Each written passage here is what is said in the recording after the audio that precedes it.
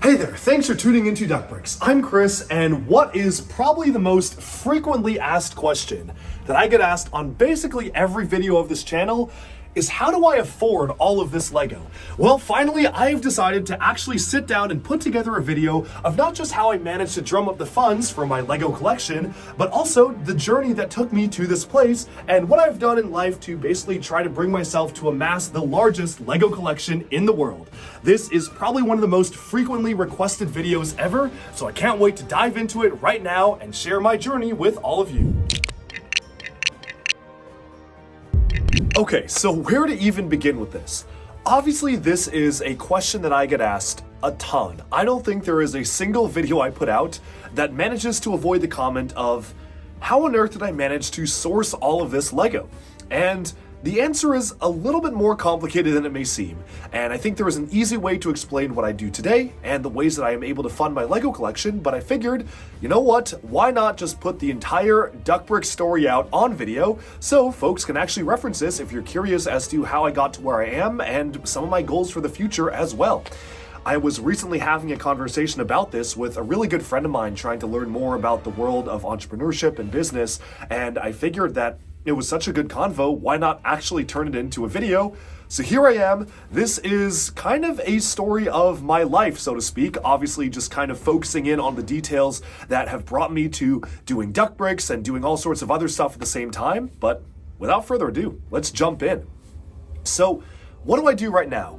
To be honest, the answer is that I kind of have my hands in a few different honey jars, so to speak, and what I've said before is that my main job is I'm a program manager at Microsoft. So what I do is that I work on the cloud and AI team. We work on stuff like Copilot and Partner Center and Surface Sales and all sorts of really interesting stuff as a product, project, and program manager at Microsoft. And all of those three kind of combine into one role.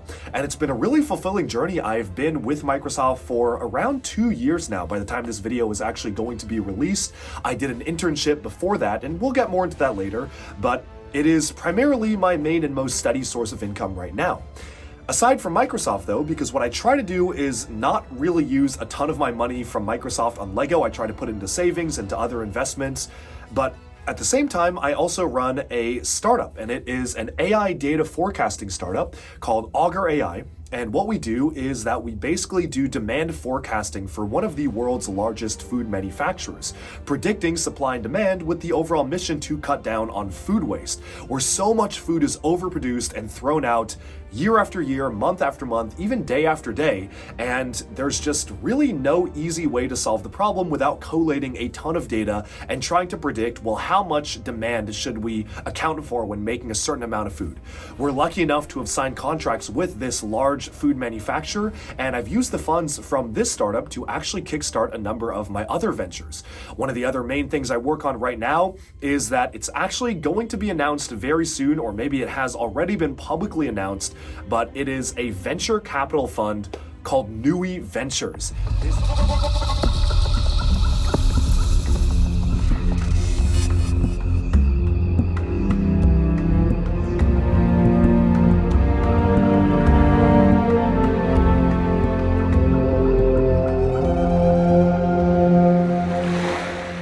This is super exciting for us because we have done a lot of work to build this up, and what we do as part of this VC fund is that we try to seek out artists and entrepreneurs and startup founders who are really pushing the boundaries in their respective fields, but are potentially a little bit too early stage to be recognized by some of the largest VC funds and firms out there. And we come in as not just people who are able to fund projects, but as collaborators and people who will actually work together with the founders, with the core team to bring their products and visions to success. As part of Nui Ventures, we have managed to launch a number of different startups to fruition, as well as just more interesting projects as well. I'm excited to announce I am executive producing some brand new Hollywood films, which should be coming out at some point in the near future, and obviously can't talk about that too much in detail, but that has kind of come from this whole fund that we're building up, and we're working with some pretty exciting people with the launch very soon. So stay tuned for that, because I will of course be doing a major official announcement. Treat this as a bit of an early sneak peek as we get all of our ducks in a row haha, pun intended, and actually be able to get ready for the official launch by the end of August. So we're super excited about that, and stay tuned for more. So aside from the Microsoft job, as well as the Augur startup and Nui Ventures as a venture capitalist and executive producer for films, I also do, obviously, DuckBricks. And DuckBricks, to me, is kind of something I do just for fun. Yes, it is a source of income in the sense that I do make money on ad revenue, but I'm gonna be completely honest, literally every single penny I make on DuckBricks, and well, even far more than that, is immediately turned around and put right back into buying Lego. If you're curious about where I get funds to buy Lego, well, DuckBricks is the main source of funds for that. I like to think of it as somewhat self-sustaining, where that if as long as I keep on putting out videos, I'll be able to have ad revenue to be able to keep on putting out more videos and getting more Lego and adding to the collection. So it's something that really works out. Through DuckBricks, I have a ton of other kind of sub-businesses or sub-projects underneath it, like Whatnot live auctions, where you may have been able to catch a live auction that I've hosted on Whatnot, which are a ton of fun. And I not just sell my own items where I just sell anything that I have a duplicate of, but I also will sell stuff on behalf of friends. So if you have stuff you want me to sell, I take a small percentage and I will sell it for you on Whatnot. And that basically ensures I have a constant supply of stuff to sell live. I also run a custom 3D printed Bionicle and custom Lego pieces store on Big Cartel, which you can use to get custom printed and colored Lego elements to use in your own custom creations. I sell DuckBricks merchandise, and there's just a whole lot of other smaller things associated with the whole DuckBricks brand. Even appearing at conventions, I have a convention appearance fee, and I basically just arrange that to be able to make some money on the side to support the Lego hobby. So all things considered, that's kind of just a high-level look at what exactly do I do today. To answer the question very simply, it is a combination of working all of these 4 or 5 or maybe even 6 jobs where I'm able to collate the income and figure out, okay, what do I want to allocate to investment? What do I want to put into the startup? What do I want to put into savings in my retirement fund? And what do I want to put into Lego? And I have a pretty equal balance there where I've kind of figured out the best way to continuously make more to be able to sustain living like this, but also save up for the future and make sure that when I retire, I'll have a little more than just plastic to keep me company. But the big question is, well, how exactly did I get here? And I find a lot of people, almost an equal amount of people, who ask, how do I afford all of this? They also ask, well, how did I actually get to this point? And I figure that for me personally, a lot of my life philosophy revolves around championing failure and embracing failure and learning from mistakes. And I feel that for every successful startup or company that I've sold or raised, there have been dozens that I've tried to make and have failed. And I feel like that is the journey for really any entrepreneur out there or anybody trying to do their own thing. I don't think I can name a single person who just made one quick thing. It was the first thing they made, and immediately it was great success without maybe some external help. So I really do feel that if you're really trying to be self-made and to start your own businesses, you really have to embrace failure as a learning point. And so I kind of wanted to tell the whole story of how did I get to this point and why I'm so passionate about Lego to begin with, because for me, Lego is kind of the root cause of pretty much everything that I do. And let me explain. So, like many of you probably watching this video, when I was a kid, I absolutely loved Lego. And I think that I got into Lego when I was around 7 or 8 years old, so I actually was a little bit later on the curve. I think most people got into it maybe around 5 or 6 years old. 5 or 6, I was obsessed with Pokemon. By 7 years old, I kind of switched over my focus to Lego. And the reason why I fell in love with Lego is because I received this Lego Life on Mars set, the space shuttle, from 2001. And it was a really interesting set to me because I could use the pieces, the standard Lego bricks, to put together something that was obviously using the individual pieces to make a whole, but then I could take the components that I built, and in a modular system, I had the ability to actually transform the spaceship. You could take the cockpit off, take the engines off, and make it into a scout ship. You could separate out a deployable drone that kind of walked in its own legs. You could even remove a little rover from the inside of the rocket that attached all on the same connection points and use it to explore the surface of your imaginary planet. No matter how many ways you put it together, there were endless possibilities to build. And looking back on it, that some small Mars mission shuttle is probably one of the most rudimentary LEGO ships you could do. The building techniques are fairly subpar, and it really is just using a large vinyl element to make up most of the ship to really give it more depth. But to me as a kid, this represented endless possibilities for what I could do with the simple brick. And I got more and more into LEGO because of this idea of modularity behind the system, and I got even more into it because I started making my own stop-action photography movies. That's right, my love for cinematography and videos actually started by making my own stop-action films. And if you go to the earliest videos posted on the channel, I never started DuckBricks proper until 2020, late 2020 and early 2021. But it was my personal channel before any of that, and most of the videos I put up were unlisted or private. But there were a couple that I've decided to make public over the years because, you know what? Why not share it with everybody and let people get a chance to see some of the old stuff I was doing? And you can actually see if you sort my videos by oldest. I think one of my first public videos was a 2018 stop action photography movie I made, and obviously I was doing it way back before then. I think 2010, 2011, or even 2009, I was trying to make my own stop action movies. Were they good? Probably not, but it was my way of expressing myself creatively and just a deeper way to get even more and more into LEGO. I remember using Johnny Thunder and the Adventurers to make my own movies there. The Space Police Gang from 2009 were the star of their own shows, and for me that opened up a potential of endless worlds and really got me into video editing, which is partially why you're sitting here and I'm sitting here talking to you all on YouTube right now, because I do have this passion for video editing and cinematography. But tabling that for now, one of the other main reasons why I loved LEGO so much is because to me, LEGO was kind of this tool that I could use to solve really any problem if I put my mind to it. If I wanted to come up with some sort of a Rube Goldberg-esque machine to do some task for me, well, I could just build it out of LEGO and solve my problem that way. I started using LEGO on my school science fair projects and using it to kind of create my own ideas and worlds, not just creatively, but in a problem-solving standpoint.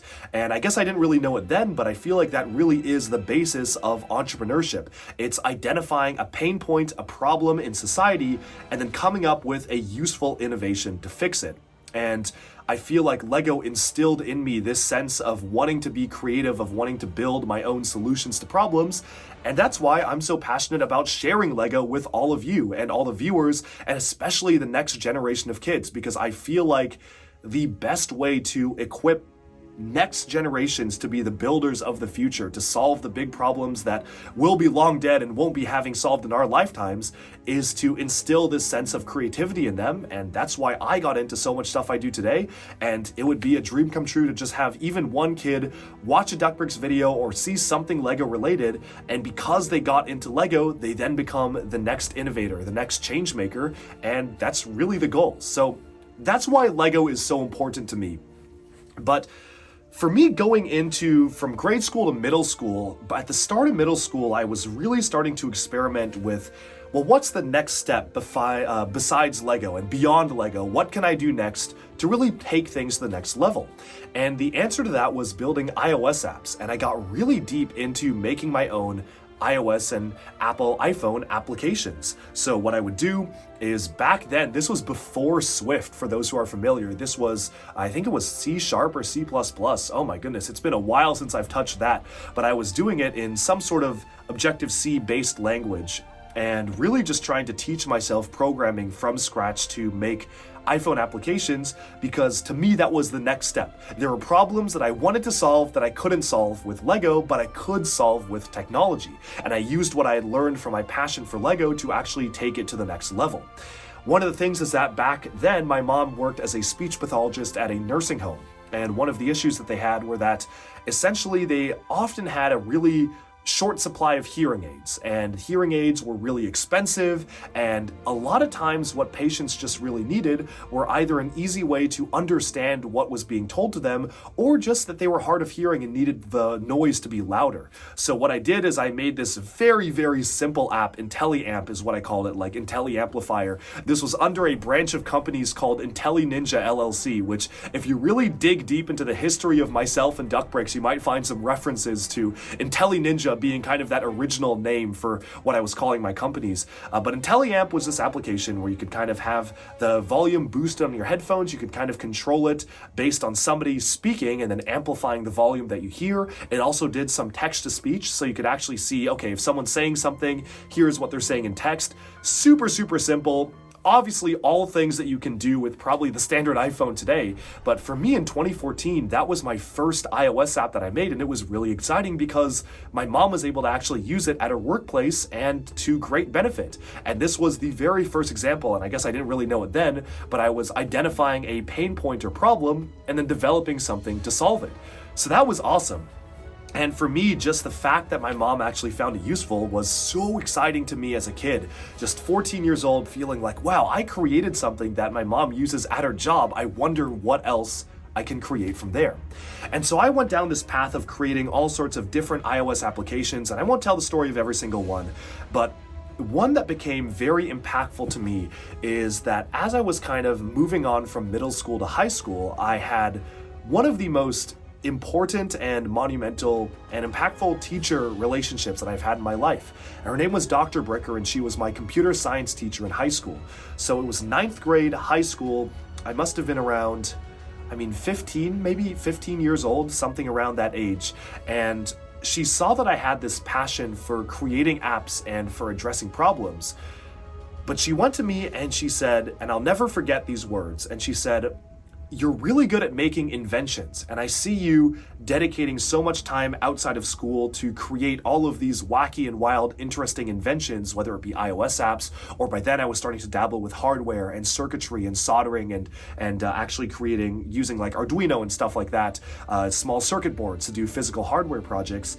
But she was saying, "Can you tell me," that was the most important question that she asked me. She asked me if I could tell her the difference between an invention and an innovation. And I said, "No, I don't know the difference between an invention and innovation. What do you mean by that?" And she said, "Okay, well, an invention is a cool piece of technology that you make. And it might be a super cool robot, or it might do something that feels really interesting, and it's a really cool piece of tech that you can show off.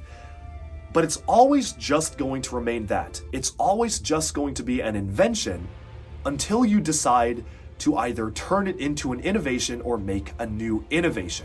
Because what an innovation is an innovation is not just an invention, but it's a piece of technology or a solution. It doesn't even need to be tech. Any sort of product or solution that fits a current need out there." And she said, "What problem are you going to be solving with your inventions? Because if you're solving a problem, and if people are willing to spend money to solve that problem, then you've taken it to the next level. You're then making innovations and not just inventions." And I feel like that advice and that mentorship really stuck with me. And I started to think, well, that's a really good point. What problems am I going to solve with my inventions? So kind of on a tangent from this, ever since I was around 9 or 10 years old, this was even just right as I was starting to get into Lego, one of the things that I was really passionate about was helping support kids who are growing up in environments who are not as privileged or lucky as I am. And I feel that obviously I think I do come from a background, even just the fact that I live here in the United States, we have access to a lot of privileges that a lot of people just frankly out in the world do not have access to. And I feel that when I was growing up, I always felt that I get a chance to go to this amazing school. I went to Lakeside Middle and High School, which is the same high school that Bill Gates went to. I met so many incredible people there who were doing so many cool things, and I felt that I could be doing something so much more by helping kids bring themselves to a position where they could see just as much success as somebody like me could see, or somebody from my school. So even before I got to Lakeside, back when I was in grade school, I came across this charity called Hamomi Children's Center. And Hamomi Children's Center was a school in the Kangemi slums of Nairobi, Kenya, where they taught kids from basically kindergarten all the way up to middle school and then high school. And they would teach kids the lessons that they need to be able to escape the cycle of poverty and to really free themselves from the slums. And it was a really, really powerful mission to me, because I had felt like there were so many people living in abject poverty in these environments who, if they keep on being born in this cycle, how do they ever escape? And so I reached out to the director of Hamomi Children's Center, got in touch with her, and together we were able to actually start off by just collecting donations at my grade school, and it eventually culminated in a trip I took in 2012 where I actually traveled with a couple of grade school teachers to teach lessons to the kids living in the slums, and we taught technology classes and English classes, math classes, writing classes, and yes, Lego classes, and this is where Lego came to play.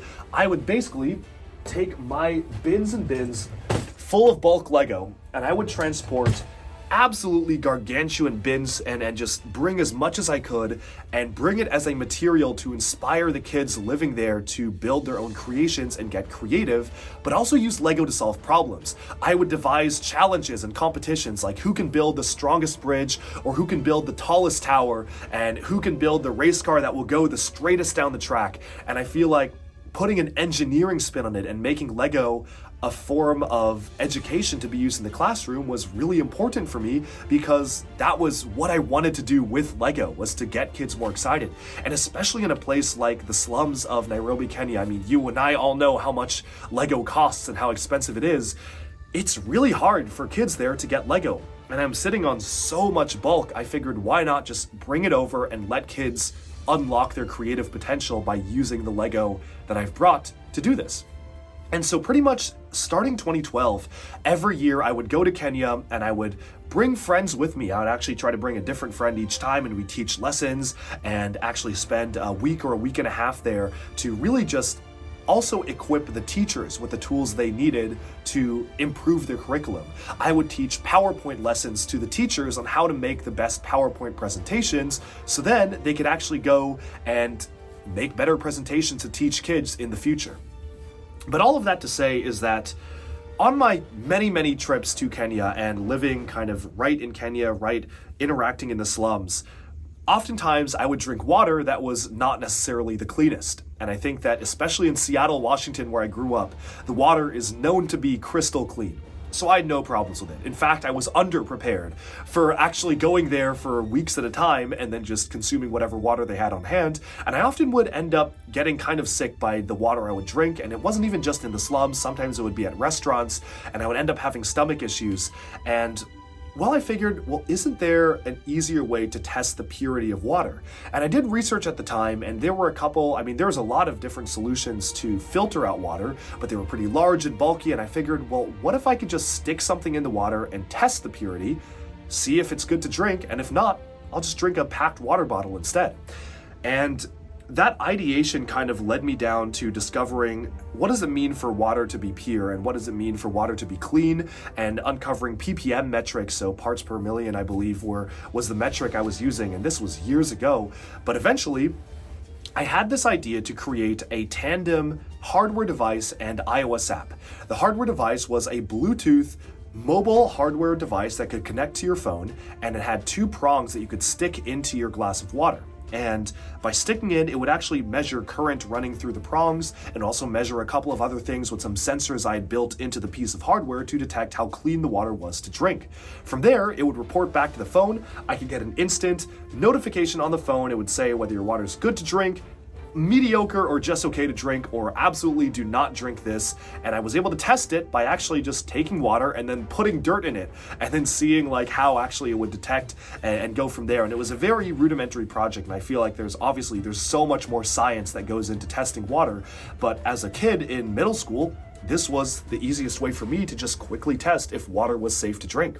And I actually used it on my trip out to Kenya. I mostly built it for myself so I could use it, and it worked like a charm, and I didn't actually end up getting sick. So it was awesome. I built something that I could actually use and found a use case for myself. But when I went back to Lakeside and to computer science class, that's when my professor asked me the question again. Dr. Bricker, yes, and yes, Lego bricks. I feel like nothing is a coincidence. It's all part of the plan. So I found that very funny. But Dr. Bricker asked me, so what are you gonna do? What's the next step you're gonna use for this innovation? And I said, well, do you have any recommendations? And she said, I actually do. There's this pitch competition. It's the SVP Social Venture Partners Fast Pitch Competition happening at the incredibly prestigious McCaw Hall in Seattle. Bill Gates will be in attendance to see everything. There will be judges, there'll be panels, there'll be an audience of hundreds. do you want to enter this competition? I feel like you might be able to go up there and talk about what you've built and see how you do. And at first I was kind of scared because from my point of view, I basically had no experience public speaking before this. And sure, I taught some classes in Kenya, but it was very different than going up on stage and presenting to some of the biggest investors in the Seattle area, especially as a 15-year-old kid. But, you know, one thing I've applied to life is that you miss 100% of the shots you don't take. And I feel like if I had said no, I would always regret. And I don't know where my life would be. I probably wouldn't be here right now talking to you if I had said, no, I'm good. I don't really want to do that. So I thought about it and I said, you know what? It's a new experience, but why not? Let's do it. You want to get nuts? Let's get nuts. Let me pitch this thing. And thus I entered one of the most grueling and really kind of rigorous events that I had ever attended in my life, where there were rounds and rounds and rounds of preliminaries, and then quarterfinals, and then semifinals, and then finals, and then finally, they whittled us down from all sorts of different entrants into this competition onto 2 finalists in the high school category that were pitching their ideas before this gigantic crowd on an evening, on a weekend in McCaw Hall. And this was super monumental for me because it was kind of the first time I had been thrust into this world. All of a sudden, I was doing newspaper interviews. I was being interviewed on TV. I was being asked questions by the Seattle Times and GeekWire, and Bill Gates even tweeted about my project, and all of a sudden it was like this became very, very real. So the pressure was absolutely on to perform, and I had practiced my presentation and pitch so many times. I had whittled it down, I had refined it, I had got a panel of mentors behind me, I had legal contacts, and I went out there and I pitched my idea, and I actually managed to win first place in that competition, which was honestly so surreal. It was a dream come true, and it was so special because after the pitching event, we had a chance to present our projects to the public to see, and I got a lot more angel investment even beyond just that. People would actually give me their angel investment checks and have me be able to fund my project. So that was amazing, and it was really kind of my first leap into this startup world, and I was so thrilled with how it had gone. And I realized that, you know what? I like programming enough. You know, I like tinkering with physical things. I like hardware, I like software, but I really like pitching. I really love going out there and giving business pitches and public speaking and talking and just being able to present ideas publicly. And I realized that that was kind of where my true passion lay. It wasn't in being an engineer, it was in maybe supporting engineers and then being the mind behind the business and being the guy presenting everything. And I feel like that kind of unlocked this entire new world of possibilities for me. And I really do have my teacher, Dr. Bricker, to thank for encouraging me to apply to this event and for opening my eyes. But anyway, at this point, I was locked in. I was like, okay, this is amazing. I want to build out my startups. I want to do the next thing. I sold the ideas for Intelli H2O, which is what I called it, later called Intelli Splash. I was able to sell the ideas out to kind of get that closed up and let somebody else take it from there. And before I knew it, I was on to the next thing. And I was making all sorts of different things. IntelliBorder was a child safety geofencing app, which later on pivoted to an elderly care geofencing app to make sure the elderly don't wander away. And that was again with a little device, which, I mean, basically it's just like an AirTag now, but this was back in, 2016, before we really had anything like that. So I was really trying to come up with ideas and technologies to further myself. And at the same time, obviously I was getting more and more into Lego. And this was the point where my parents said, look, you can use our house, you can use our basement, you can use as much space as you want, and you can get as much Lego as you want, as long as you're the one to pay for it. And I feel like this was another very crucial moment for me, where my parents said, you can use our space, which I'm very grateful for, but I'm even more grateful for the fact that they basically said, we're not gonna be buying Lego for you. Like, we're not gonna be spending money on this ourselves. If you want Lego, you have to figure out a way to get it yourself. And they said this to me at a really young age, and I feel like that convinced me to really dive deep into this world of entrepreneurship and startups, and I found myself quickly doing any sort of side business I could to be able to collect enough money for the big Lego releases to be able to pick stuff up. And obviously, it wasn't like how I do things today, where today I've got, oh, okay, well, it's January 1st, let's get everything. Back then it was like, okay, well, I've saved up $500. What are the exact sets I want to get on January 1st, and then I'll get the rest later throughout the year as more and more income comes in. So I was more operating kind of on a probably more reasonable time frame and spend for Lego.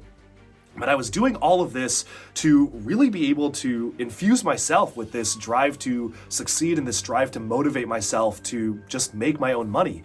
And before I knew it, I took a 3D printing class at high school, and this was 2016 or 17, I believe, around that time frame. So 3D printing was just starting to be a more consumer thing, and I just fell in love with 3D printing.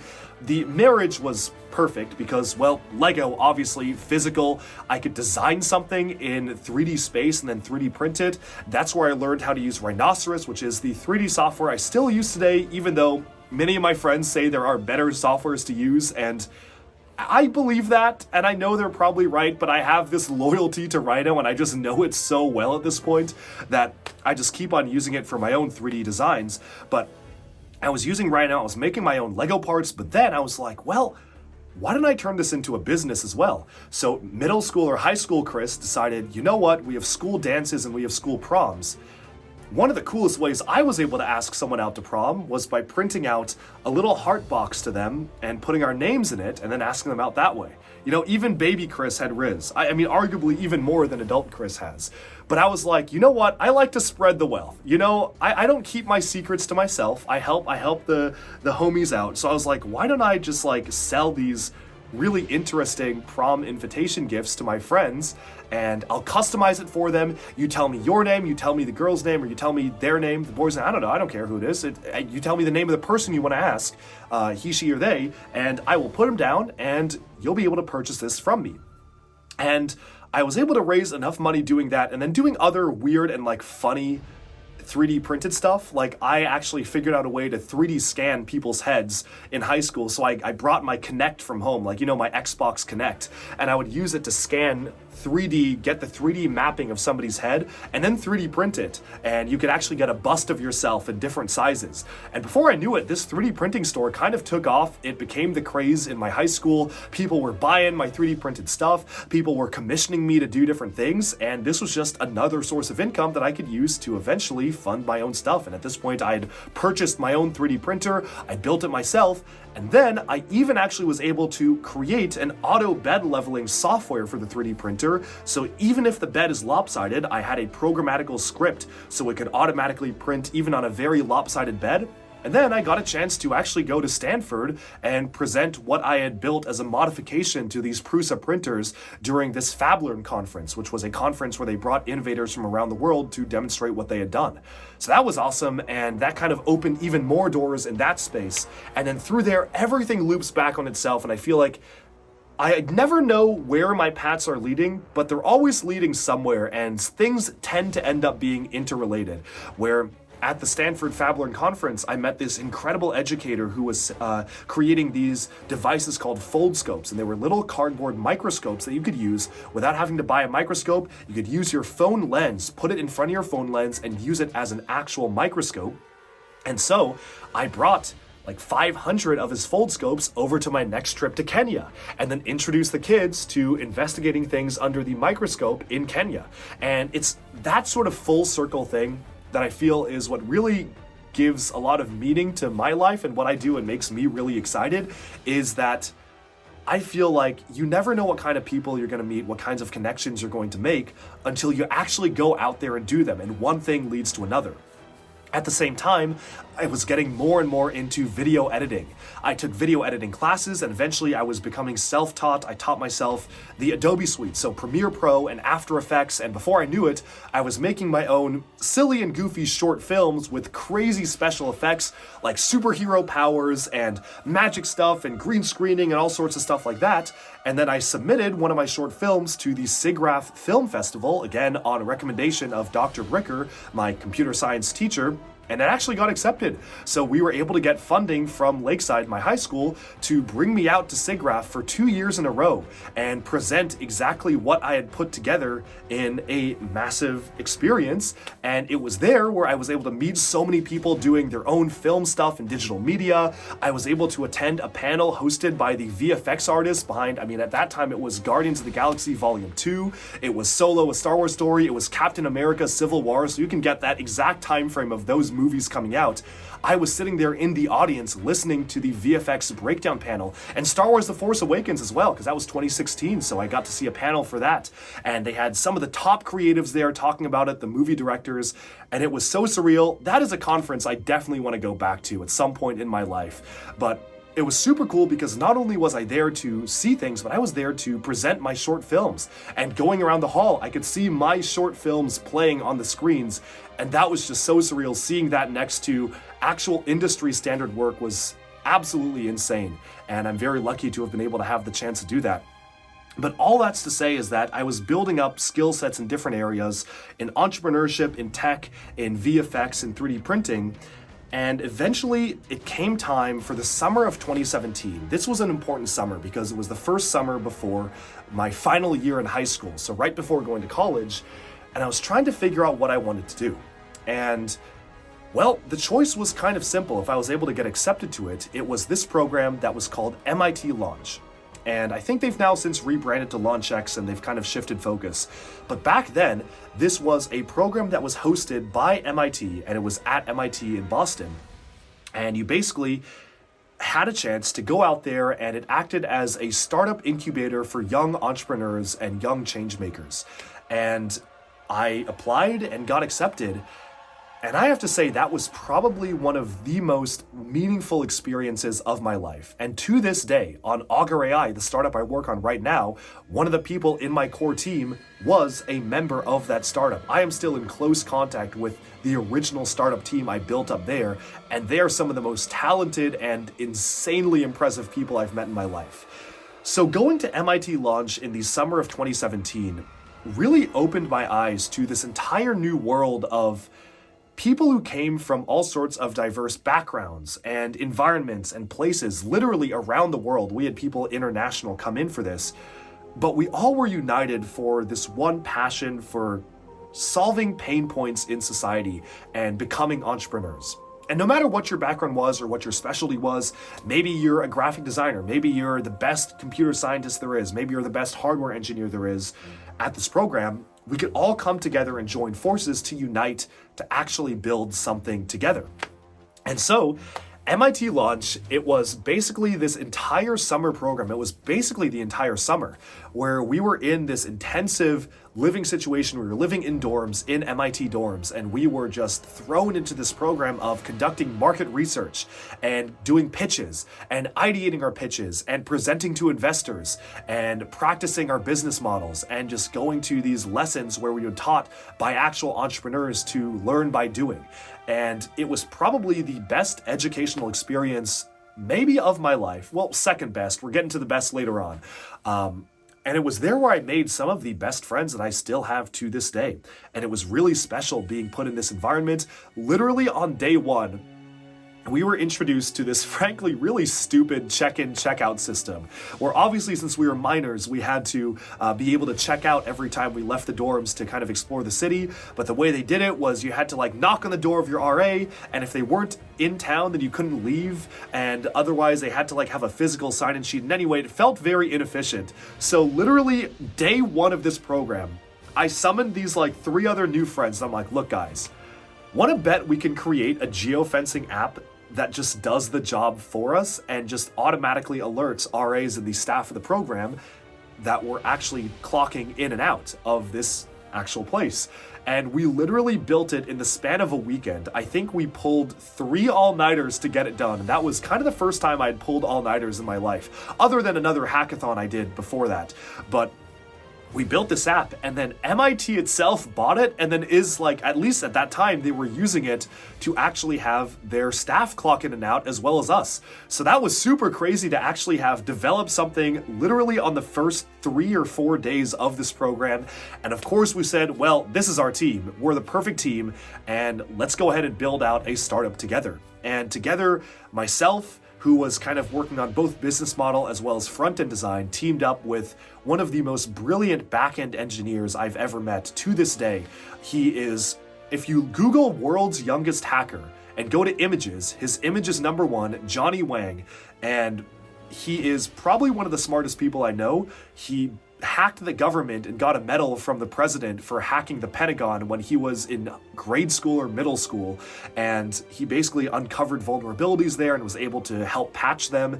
He got a job at Google right out of high school, so he didn't even have to go to college, and now he's running one of the biggest cybersecurity startups in New York. So he's one of the most talented people I know. So we teamed up with him. We teamed up with this other guy, Zach, who is also an incredibly talented back-end engineer and especially iOS app engineer. And this was very humbling for me because I thought I was good at making iOS apps. But then Zach comes along and completely blows away anything I could be doing. And I think that really solidified to me that you can always hire a good engineer, but maybe there isn't always someone you can hire to do the business or the vision. And that's what really propelled me to do the vision for our startup. So it was Zach as the iOS engineer, and then Intel was our 4th team member. Yes, his name was Intel. And he was the guy who was working on all of the visual design, the logos, and the front-end graphics, so doing the UI for it on Figma and Adobe InDesign. And so together we were kind of the 4 components of exactly what you need to build a successful startup team. And we built this startup out, which we called Paylock, and it was an HR solutions platform. And it was essentially meant for employees to be able to easily clock in and out, again, building off of the code base we had made on the first week of being there, but also to be able to track their timesheets more effectively by geographically fencing themselves into a workplace.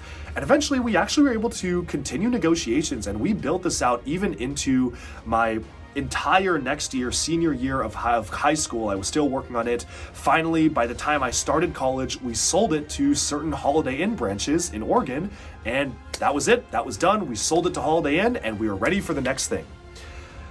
And then came the next thing. So when it came time to apply to colleges, I got a tip from my college counselor at Lakeside that I really should try to apply to this program called M&T.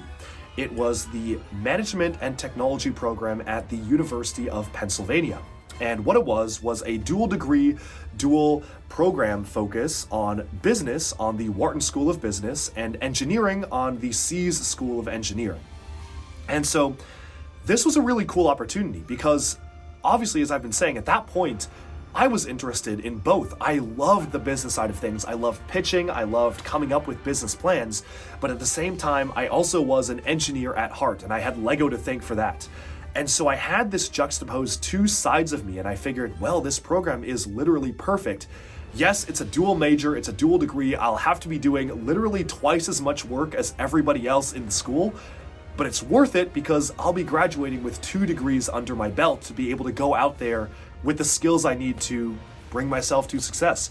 So it was a long shot. Every single year, they only accept 50 people to this program. So I shot my shot, I applied. I didn't get into a lot of other places I really wanted to get into, but I got into UPenn M&T, which actually was my top choice to begin with, which was super funny. I had it as my top choice, then I had other choices, which I kind of wanted to go to, but I was like, I probably have a pretty good chance at these ones and I'll be fine. And then I didn't get into the ones where I thought I had a pretty good chance. So I was like, I was getting kind of worried. And then I got the UPenn acceptance and all was right with the world.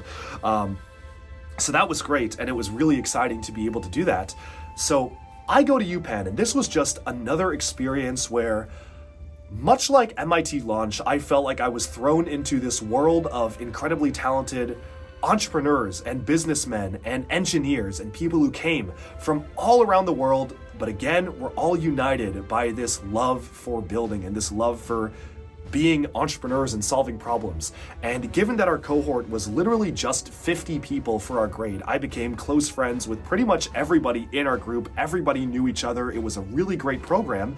And I was able to leverage M&T and the resources they provided to really start out my more serious startups and go from there. And then we have the introduction of Robert. So those who have watched the Lego Masters TV show may know of my friend, my business partner is what I would call him, Robert. Robert's a funny guy. We have quite an interesting relationship, and I feel like we have a very complex relationship thanks to the amount of crazy, wild stuff we've gone through together. But I will never forget this. On day one of going to UPenn and meeting my M&T cohorts, I was tossing around the idea of making a new startup and starting something new, and I said, hey, I got this crazy hacker guy, Johnny. He's the world's youngest hacker. He's like super impressive. He can handle the tech. Does anyone want to build a startup together? And I remember what Robert said to me. He turned to me and said very seriously, he said, Chris, you do realize co-founding a startup is like marriage. Are you sure you want to do this? And I look at him and I'm like, mate, let's get hitched. And it was kind of off to the races from there. And bro was dead serious. Like, Robert's a funny guy. I think socially, like, those wouldn't be the first words out of my mouth to someone I just met. But you know, it clearly it worked on me. So Robert basically convinced me. He was like, we have to be dead serious about this. And I was like, well, this guy's pretty intense and pretty serious, but it seems like he's gonna be a good worker to work with. So we founded Pillbot. And it started off as myself, Robert, Johnny, and a fourth friend, Srisa, who I've talked about at length on this channel. I'm working together with Srisa on new ventures right now and building out our venture capital firm and executive producing fund. So Srisa is a great friend and collaborator of mine. But again, it was the four of us. We started out and eventually we entered into this hackathon, and this was Penn Apps Hackathon. It was in September, literally the first month of school. And we actually ended up winning one of the biggest prizes in the hackathon with Pillbot. And that gave us the validation we needed to say, wow, this is a serious idea. Maybe we should actually build this out into a real company. And then we entered it into another competition. It was a health tech competition with even greater rewards. It was the Rothberg Catalyzer, and won big in Rothberg Catalyzer as well as mere freshmen at UPenn. And from there, we kind of went on a roll. And I think that this story with Pillbot is probably one of the most important ones for me because it is absolutely checkered with failure after failure after failure and doing the absolute wrong thing on making a startup. And it all ended up okay, but I feel like it only did that because of the experiences that we went through. I'm not going to explain all of it because this video is obviously about my life and how I got here, but it's not necessarily a guide on how to make the best startup. And I mean, if you want to see that video, let me know. And I guess that has nothing to do with Lego, but we'll see if the focus of this channel does shift more towards more personal stuff I'm doing. But anyway, some of the lessons we learned. Pillbot. What was Pillbot? Pillbot was a smart automatic mini pill dispenser that essentially was meant to automatically dispense addictive medication to patients exactly according to their prescription schedule. Later on, what we would implement is that if they want to dispense medication outside their prescription, they can press and hold a button to force dispense. A force dispense would then log this as a data point, reminding patients that they are making the conscious choice to take more medication than they need, and also, if they want to, opt into reporting back to their doctors to be able to improve prescription regimens in the future. Now, Pillbot was actually something that was an idea of mine because it was a very personal journey for me. And when I was a pretty young kid, a really close family friend, he was basically like an uncle to me. He was involved in a really bad car accident, and he was unfortunately immediately brought to the hospital. They couldn't save his legs, so they had to amputate his leg, and they prescribed him opioids to deal with the pain. And over this time, I had to watch as he would take 1 more, 2 more, and even 5 more pills outside of his prescription regimen. And the only thing stopping him from taking more of this highly addictive medication was the simple lid on a standard pill bottle. All he had to do was unscrew it and take the medication. There were no checks and balances. There was no way for him to be able to make sure he wasn't taking more than he needed to. And unfortunately, he did end up passing away due to a drug overdose. And that is an incident that, not to turn this video really somber, but that is an incident that really stuck with me. And I feel like that incident really weighed on me and a lot of my life, and just kind of made me think, because when you have this idea in your mind of a drug addict or an opioid addict, I feel like a lot of people immediately their mind goes to the stereotype of people living on the streets and kind of just doing whatever it takes to get the next hit, and people in poverty and destitution and people who are not to be trusted. But I feel like that's a stigma that doesn't really apply to how most people get addicted. You have to wonder, how do people get addicted to stuff like this in the first place? Well, it could happen to you, it could happen to me. It happened to just this one person that I knew super closely. He was a pillar of his community. He was, I don't say this lightly, but he was a great man, a great individual. He was in the wrong place at the wrong time when he got in a car accident. And it was just like that, his entire life changed. And I thought it was ridiculous that we're living in the 21st century and we're still dispensing highly addictive medication in the standard pill bottle. So I said, something has got to change. This is ridiculous. What can we do to fix this? And well, that was the motivation behind PillBot, and that's why we really wanted to build it out as a real replacement to the pill bottle. And I think that, again, going back to, as I was saying, the topic of failures, PillBot started off as an invention and not as an innovation. Yes, there was a problem to solve, which is drug overdose leading to addiction, but that is a gigantic problem. That is a society-defining problem. And we never really got past that point, especially in the first year of development. We were so focused on building out this machine that could instantly dispense just one of every pill, no matter what type, that we kind of failed to realize who is actually going to pay for this. And I hate to say it, but I'm living in America, and this is, again, another thing that did honestly disillusion me from working in the healthcare startup space a lot. And I'm not saying that every healthcare startup is like this or has to go through this, but at least for me, it was a little bit of disappointing thing to learn that who actually financially benefits from people not getting addicted to addictive medication. Not the patients, not the doctors, not the pharmacists, not hospitals, definitely not big pharma, and definitely not drug manufacturers, because they want people to be taking more. If you think about it, there isn't really a group of people in the healthcare system, other than if you go through the government, which has its own set of loopholes, who actually benefit from people not getting addicted to medication. And so we spent a year gathering so much funds, and we were literally, Robert and we eventually, Johnny left to work on his own thing, and then Teresa also left at that point, and it was just myself and Robert for about a year and a half. We were going to a pitch competition every single week, sometimes multiple a week. We were taking the train over to New York almost on a regular basis, just pitching. And it got to the point where our academics were suffering. I literally skipped a final just to deliver an important pitch, and we ended up getting funding, but obviously I didn't show up to the final, so I didn't do well in that class. And it got to the point where we were kind of neglecting every aspect of our lives and just unhealthily throwing our minds, body, and soul into PillBot. And we had raised a lot of money, but we were still no closer to actually getting PillBot on shelves. And social life declined. I stopped seeing girls that I was seeing at the time. I was just solely focused on this, and we were just, we weren't hanging out with friends. It was pretty nonstop work. And eventually we got to the point where we were like, okay, we've done this for a year and a half, and who exactly is our customer? Because we've been pitching at pitch competitions, but this is to gain money from investment. But we've been presenting this business model, and it was so complicated. It was a very, very complicated metric of, okay, we'll do reimbursals, and patients get it, and then they return it to their pharmacies to get a rebate. And then we can actually maybe act as our own pharmacies, but then doctors get a kickback if they prescribe it, and hospitals also benefit. And we were tying in literally every stakeholder.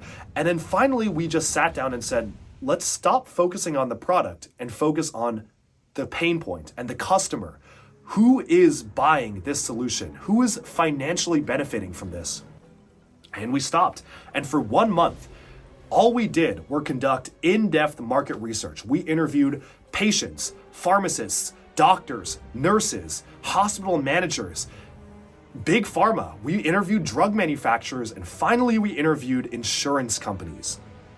And it wasn't until then where we realized that the market was completely different than we thought, and we were thinking about the entire thing wrong.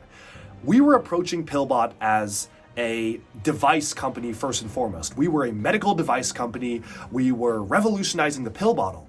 But that wasn't how we should have been thinking of it. Instead, we were a data company, because every time that button is clicked, every time a patient dispenses medication, that's a data point. And you know what kinds of data doesn't exist anywhere? Like, this data is not out there at all. Adherence data. Medical adherence data is the one thing that is a huge missing point for healthcare, because as soon as you give a patient a bottle of pills, who knows when they took it?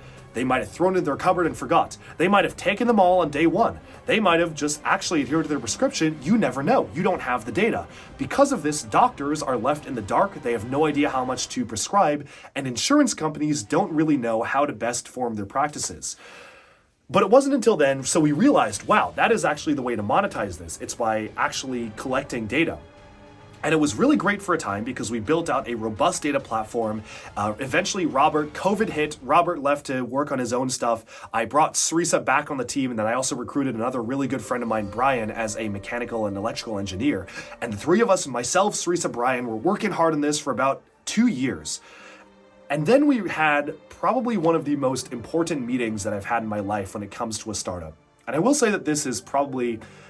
It was definitely a bit of a discouraging meeting, I will say that. And the reason why I say that is because we sat down, and I can't name them because this is a pretty sensitive thing.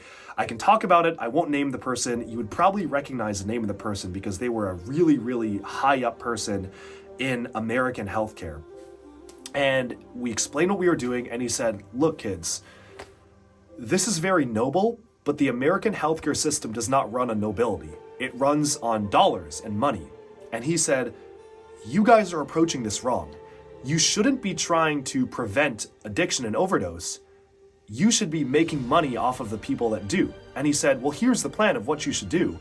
You should sell customer data to insurance companies, and that way they can charge premiums if they have a history of medical abuse. Or you can offer discounts to people who don't have a history of abuse. And those words kind of hit me really hard because, as much as I hated to admit it, he was right. That was objectively the smart way to monetize Pillbot. But frankly, I didn't really want to be doing it for that reason. I started Pillbot, and I recruited my friends to do Pillbot to solve the opioid crisis, to solve the crisis of addiction. It wasn't to, in a sense, prey off of people who have gotten addicted and sell their data that way and have them lose more money for that. It just didn't make sense to me. And while it made financial sense, it wasn't something that morally I really wanted to be involved with. And we really, really tried with Pillbot. We tried really hard to make the business model work. But in the end, we just kept on coming back to that. And eventually, the only ethical way that we thought of, a possible way to do this with data selling, is patients are fully looped in, full transparency. Patients know about this, and they are choosing to report to their insurance companies in the hopes that they can prove that since they adhere to medication, then they can get lower insurance premiums. And that way, we could sell this to insurance companies. By supporting and funding Pillbot, insurance companies could draw more customers in by offering them premiums and discounts on insurance. I wasn't 100% happy with it, but at least we weren't punishing people for taking more, and that was something I could live with. So we really went into that, and we actually were able to raise a lot of money for Pillbot in my senior year of college. And it was at this time that, I had a really long-term steady girlfriend at the time. I was really thinking about other priorities in life, and I also had a chance to do a Microsoft internship. During my sophomore to junior year, I did an internship working for another medical device startup, and that was really useful to learn what it's like to work at a startup. But then on my junior to senior year of college, I did a Microsoft internship where I was a Microsoft PM, and I was working with many of the people I still work with today in my own job. And I thought the experience was phenomenal, and I figured I was able to really contribute a lot of value to the team, and I really loved the work culture and working with my team, and I love my team, I love my coworkers, and I thought it was a great experience. So then comes the end of senior year, and I have all these thoughts swirling in my head, and we get this offer, myself, Sarisa, and Brian, we get this offer to basically reject all of the job offers that we had been given, reject the job security we had been given. They promised to multiply our salaries, but only support it for about a year and see where it goes, and then also to use Pillbot and basically have full creative control as to how the business model worked. And if they wanted to go with that other business model to actually charge more for people overtaking, they could do that. And the money was great, and it was a golden opportunity, but for me personally, it just honestly didn't feel like the right thing to do. It just didn't feel right. And I will say sometimes I do look back and think if I'd accepted that offer, maybe I would be in a very different place right now. And I mean, I definitely would be. It wouldn't be a maybe. But I also feel like, well, there were selfish reasons to not take it, and there were also moral reasons not to take it. And I think the moral reasons were that I really felt strongly about how I wanted Pillbot to be sold and how I wanted it to be distributed. And I wasn't really willing to give that up to somebody who might use what we had built for 4 years and use it in a way that I felt was detrimental to society, I guess, at large. And that was something that was really important for me.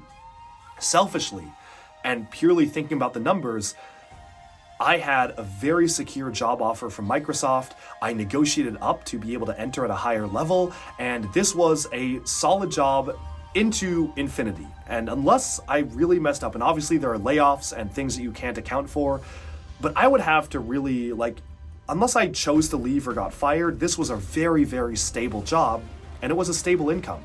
And I said, well, okay, we could take this 1-year deal, and I'd have a lot of money for that 1 year, not even that much, a good amount of money for that year.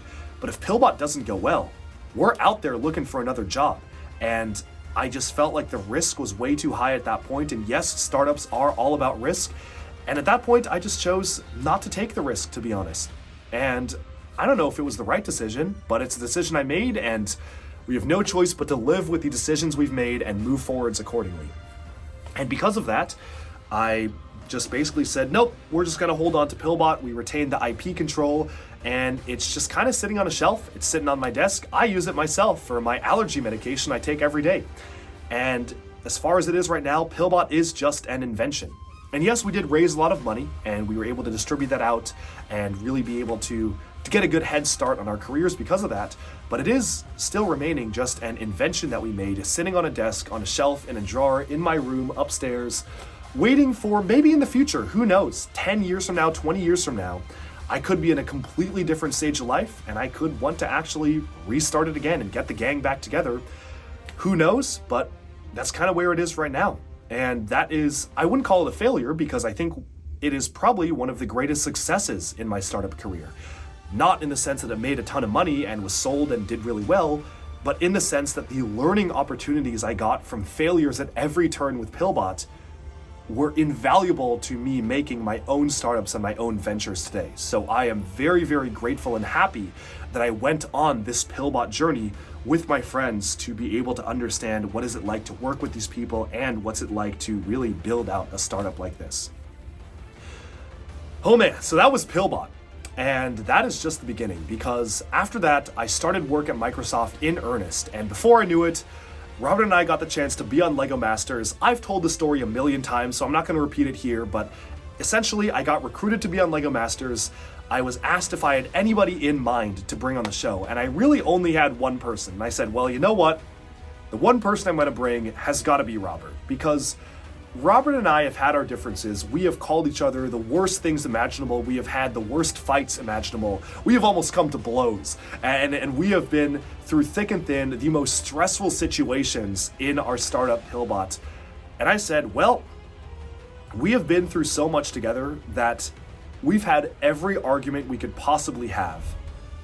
We are now such a solid working team that we can come to LEGO Masters and we can just have fun. And we went in with that mentality. We crafted this villain persona for ourselves to give ourselves a character arc throughout the show and just acted it to perfection. It was so much fun to play the part of the villains. And eventually we ended up winning the show thanks to our, I guess, combined efforts, but also a lot of luck and just very, very surprising how things turned out. I did not expect it. In fact, I told my boss at Microsoft, I said, look, I'm doing this reality TV show.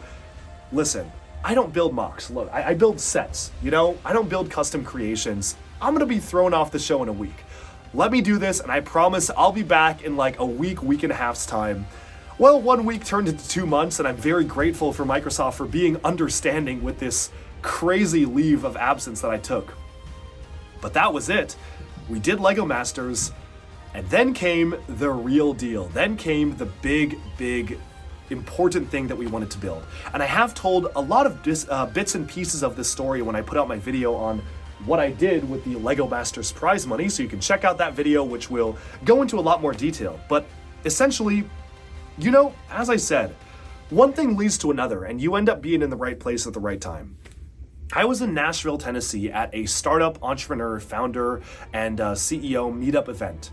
I was sitting at a bar in Nashville, and I was recognized by somebody who had seen LEGO Masters, I believe. And this was actually, he'd seen a trailer, or maybe he'd seen one of my videos, because at the time, LEGO Masters wasn't even out, so he must have recognized me from DuckBricks. But no matter what it was, I'm forgetting how he knew me.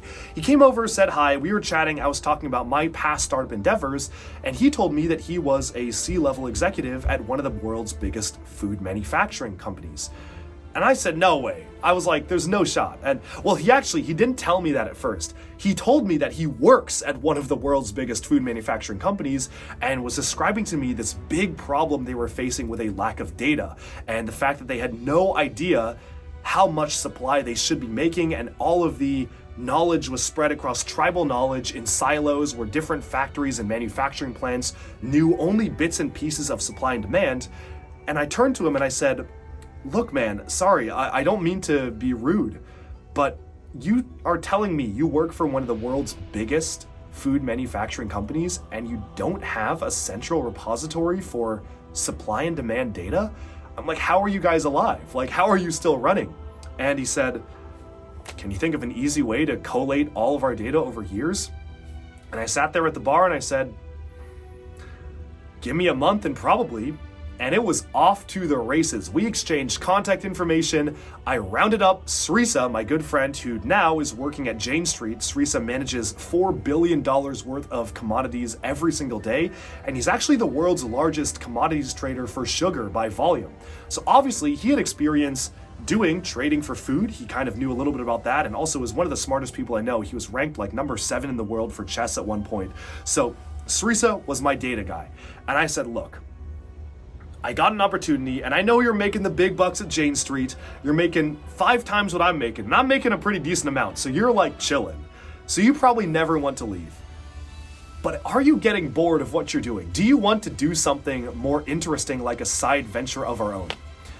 And he said, well, yeah, I actually have been looking for a way to start using the money I've made into something more productive and more interesting. And I said, well, boy, do I have a project for us. And this was a big leap of faith, because obviously this was just some guy I met. I told Srisa, look, in order to do this, we have to prove ourselves to this guy. He doesn't know us, but we need to prove that we are light in our feet, we're agile, we're hungry for contracts, we're hungry to make a change, and we do good work. And it might mean working for free or working for pennies just to prove ourselves. And he said, it's fine. I don't get any sleep anyway. I might as well use that to do something productive. And so we embarked on this journey with this large food manufacturing company where eventually I brought in Robert because he was looking for a side project, and brought in Zach, my old engineer friend from MIT Launch, and the 4 of us were doing discovery and essentially interviewing key stakeholders in the company day in, day out, understanding what are all of the problems of this company, what makes this company tick, until we finally had a full presentation to be able to then give back to the C-level suites of the C-level executives of the company and say, hey, here's everything you're doing wrong, and here's a couple solutions that now only we are qualified to solve because you have given us access to do all of this discovery work. And we did that for absolutely nothing. It was probably the lowest 6 figures that you could actually give for a team like us to be able to go in and do that for months at a time. For I think it was like 2-3 months of in-depth analysis, and then another 2-3 month contract after that. So it was not a ton of pay, but it was something we were willing to spend time doing for no pay just to prove ourselves. And then one thing led to another. We did more discovery, we did more on-site plant tours and factory tours and all sorts of stuff like that. And that's where a lot of my travel has come from, until eventually in January of this year, we were able to sign a really big contract to actually build out a solution for this company, which was super exciting. And we've signed even more contracts beyond that. And so that is amazing. It's super exciting. But now I'm at the point where I personally can kind of step back a bit because we have hired Robert and Zach as engineers. They are doing a lot of the engineering work, especially Zach, and a lot of the discovery work and the deal making and the negotiating was my job. But my job is now basically done. Like that was my job and it's been fulfilled to get those contracts. So now we're sitting on this amount of money and we could have just put it into stocks or something less interesting. But I call up Srisa and I said, do you want to keep working at your desk every day, or do you want to now take the money that we've made from this startup and build something even new, build the next thing? And Srisa was down, and thus Nui Ventures was born. And again, this is a lot of highly confidential talks. I can't talk a lot about it. This is probably the first time I've ever revealed it on video, actually. So this is kind of a sneak peek, and we have a launch event coming up very soon in New York, and all sorts of really exciting startup people around the city will be coming in to experience our presentation. But Nui Ventures is this global, revolutionary venture capital fund that is made to fund, again, those types of entrepreneurs who might be so early stage that they may be easily overlooked, or doing something so interesting or revolutionary that isn't necessarily proven, but we are going to be there to be able to make it happen. And we're also funding some of the most exciting film productions. We're working with directors who are being directly mentored by people like Francis Ford Coppola, the director of The Godfather, on film productions. So that is beyond exciting to actually executive produce something for that. We have a full-on logo and everything created for it. I can't show it right now because it is still confidential, but I can show a sneak preview. So there's just a little bit of a sneak preview of the flashes of Nui Ventures, which of course has been named after the Polynesian word for great or vast, and has absolutely nothing to do with Bionicle over there. Certainly nothing to do with it. Of course. And that's what I tell Srisa as well. We absolutely did not use a Bionicle word for our company name. Definitely not. But Nui Ventures is my passion project, and it's my passion project with Srisa. And I cannot wait to tell you more about it because it has been something we've been working on for the entire year now. And the amount of exciting things I have planned is just, I can't wait to get into it. It is, to me, even bigger than LEGO Masters, some of the projects we're working on, and I don't say that lightly. So stay tuned. I'll be doing more announcements with Nui Ventures later on. So that's a super exciting part of my life. But that leads us to today. And, well, what was the topic of this video? Well, I guess the big question was, how do I afford all this LEGO? And the answer is, through a series of random side ventures and startups and jobs that have brought me to this point. But I think overall, the answer is a more high level, a passion for entrepreneurship and a drive to do what it takes to succeed and go out there and solve problems. And I feel like, once again, that can all be traced back to LEGO. When I made my first iOS app, when I made my first stop action movie, when I made my first hardware device, it was all LEGO that led me to have this creative mindset. And I definitely have LEGO to thank for where I am today, and that's why I am still so into LEGO. And I feel like I'm very thankful for what LEGO has done to really push me forwards to be more creative in life. I know this is getting to be a very long video already, so I won't keep you for much longer, but I just have to say that I'm just so glad I've been finally able to share this kind of thing with you. And I think even a year ago or 6 months ago, I probably would have been afraid to put a video out like this, or think that nobody would really care, or it might not be the kind of thing people would want to see on the DuckBricks LEGO Focus channel. But thanks to you, the viewers, who have said that you've really enjoyed a lot of videos like this, like what I did with the LEGO Masters Money video, and people really responded well to that, I figured, you know what, I can actually make a video like this, and I did. So that's it. Other thoughts from me, I mean, I'm trying to think. I think that pretty much sums up everything in my journey. Just little tidbits of other just flashes in my mind of really important educational experiences or work experiences that I feel really brought me to where I am today. I mentioned, I made an allusion to the best educational experience in my life earlier in this video, but I didn't really expound on what it was. But it was this class called Existential Despair. And I feel like in my life, I love doing things that are outside of my comfort zone. Obviously, I was taking business classes and engineering classes at Penn, and those were all well and good.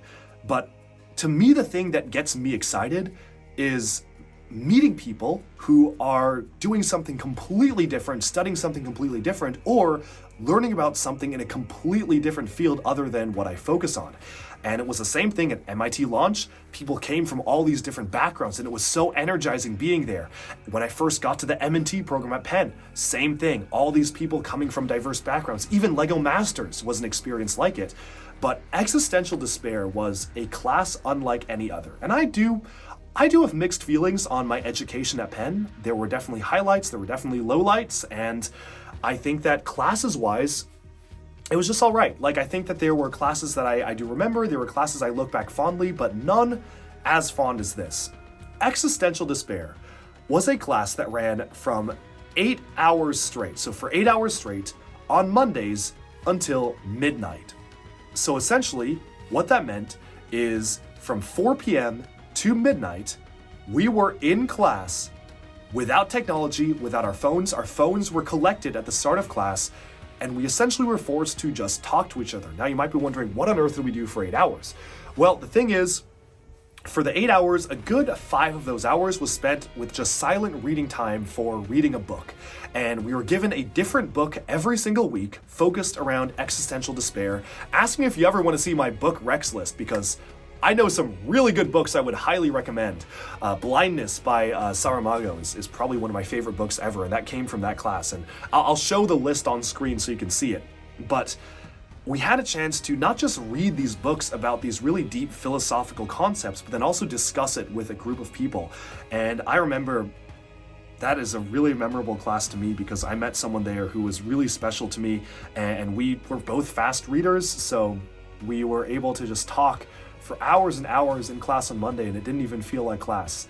But it was really special. I mean, that was such a cool experience. The professor was one of the most interesting professors I've ever had. He actually had a background of addiction. He used to be addicted to drugs and cocaine, actually, and he actually talked about his story where he was one of the people on the streets trying to get the next hit, and eventually he wanted to cleanse himself. He became a Tibetan monk and lived as a monk for years, came back to the States on official service as a ghost hunter, where he was trying to discover spiritual spirits or grave sites, and he really believed in a lot of spiritual things like that.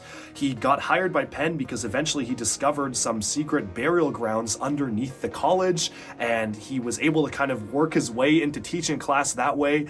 And he had been imprisoned multiple times. He was thrown in jail for a lot of misdeeds in his past. So one of the most interesting individuals I've ever had the privilege of learning from. The life stories he could tell were unbelievable, and he had such a serene and calm perspective on life, having gone through so much struggle and hardship, and then emerging just being a different person afterwards, and what it was like being a monk, and what it was like being a ghost hunter. Just the most crazy life you could think of. So an absolute inspiration. Really, really phenomenal individual. And so that class, one of the greatest learning opportunities, and I feel like I've applied a lot of that class to the methodology and the mindset to which I personally approach life. And knowing that, yes, there is an amount of existential dread and despair that you can get from just existence. And what does it mean to be alive on this planet? But then, what are you going to do with your life? What are you going to do to be remembered? In 100 years, what impact will you have made on mankind and society? And there were a lot of concepts like that that really stuck with me, and feel like I use those as a lot of driving principles for myself. So that was another thing that really fueled my mindset, brought me to where I am today. I mean, other experiences that were just so great. Another example of just kind of taking a chance and running with it. I started college at Penn my freshman year being a dual degree major. Engineering was entrepreneurial management and finance, and then, business was entrepreneurial management and finance, but engineering was computer science. And I started off being a computer scientist. And again, this ties back to the story of failure, because I felt like I just wasn't that good. There were people who were just so much more knowledgeable and so much more skilled, who could grasp all these theoretical concepts much better than me. And when I first started as a computer science major, I thought, oh, it's all gonna be like programming, Java, JavaScript, C, Swift, it's gonna be great. But it ended up being a lot of math, and I am not the best math student. And for me to walk into a computer science class and spend the entire time writing up incredibly detailed mathematical proofs in LaTeX was not the kind of thing that was really appealing to me, and frankly not the kind of thing I was good at. And I failed many, many times, literally many times, on many tests and assignments and exams and quizzes that I had to take with that class. Until eventually by the end of freshman year, I kind of sat down and said, do I really want to be a computer science major? Is this really where my passion lies? And well, things kind of worked out because while working on Pillbot, we needed someone on the team who was an electrical engineer, somebody who was actually doing the hardware and the circuitry and making the PCBs and the circuit boards and doing the wiring and the mechanical aspect. And I said, well, I mean, I might as well do that. It's a lot more hands-on. It feels like Lego to me. So sophomore year, I switched majors in engineering, threw out literally all of the CS classes I had taken, and had to start basically from scratch with all of the electrical engineering core requirements. And that was not a walk in the park either. Advanced mechatronics nearly killed me. That was like a crazy, crazy class. There's actually an early DuckBricks video that was put out while I was in the class. It was syncing up the movements of a Bionicle to a big 3D printed minifigure. That's a fun video. If you want to check that one out, it was like controlling a giant minifigure with a Bionicle by using sensors to move the motors. So I was actually making DuckBricks videos as part of that class, but it was definitely something I felt was aligned more with my passions. It was aligned more with hands-on building. And yes, it did mean that not only did I have to do double the work of most students, I had to do double plus another year's worth of works packed in. So I was taking like 7, 8 credits or CUs every semester, which was insane. But I managed to pull it off, and it was a lot of work. I do not want to go back to class or school. I absolutely have great respect for those who pursue their masters and doctorates. But oh no, you will not catch me back in school because I am done with that phase of life. I was just completely worked out by that point, but it was a leap and I took the leap, and I'm so glad I did because I feel like I was able to contribute a lot more positively to Pillbot by switching my majors in that sense. So that's another case of, again, you miss 100% of the shots you don't take. If I was a little bit more risk averse or I was a little more scared, I might have said, well, you know, I don't know, switching my major is pretty risky. I'm already doing a dual degree program. That's just gonna add more work on. But I took the leap and, well, here I am. And I can't say I regret any decision I've made because even the decisions that were not good, I feel have led to learning lessons. And the fact that I have decisions that I can look back on and say, well, that was a mistake, means that I learned something. My biggest regret in life is kind of ironic. My biggest regret is to live life with no regrets, because then I would feel like I haven't lived life to the fullest. But I can certainly say that at the young age right now, I mean, I'm only 24. I just turned 24 at the end of May. My whole life is hopefully still ahead of me, and I feel like there's just only onwards and upwards from here. But that's just kind of what it is to be me, and a day in the life of what I do, how I got to this point. My story, it's really the DuckBricks story, and I hope this video was useful. I hope this was a helpful one to you to learn a little bit more about me as a person. It is easily the most personalized video I've ever put out on this channel, and having people out there who are supporters of me and supporters of DuckBricks who really take the time to listen and to be here really does mean a lot. So comment if you have reached this point of the video. Comment down below with Team Duck if you are at this point of the video. I'm so curious how many people actually made it all the way through. But thank you so much for watching. I really do hope that this was useful and helpful to you. And anytime you want to hit me up, chat startups, chat businesses, chat life, chat existential despair, chat book recommendations, I'm all yours. So hit me up. You can check out my Instagram down below. Always love talking to more folks, and I'll try to respond to as many comments as I can on this video as well, because I really love engaging with you and being able to actually feel like I have a connection to people watching the videos. So I hope you enjoyed this. Thank you so much for watching, and I'll talk to you again very soon. Alright, and with that, we have summed up this video answering one of the most frequently requested questions for DuckBricks. I hope that you enjoyed this deep dive into how I got to this place, and obviously there's still so much more to go, and I can't wait to see what other things are you going to be doing as well, maybe getting more into different worlds and trying to fund your own Lego collections. Thanks so much for watching this video. Really hope that you enjoyed, and talk to you again very soon. Bye for now.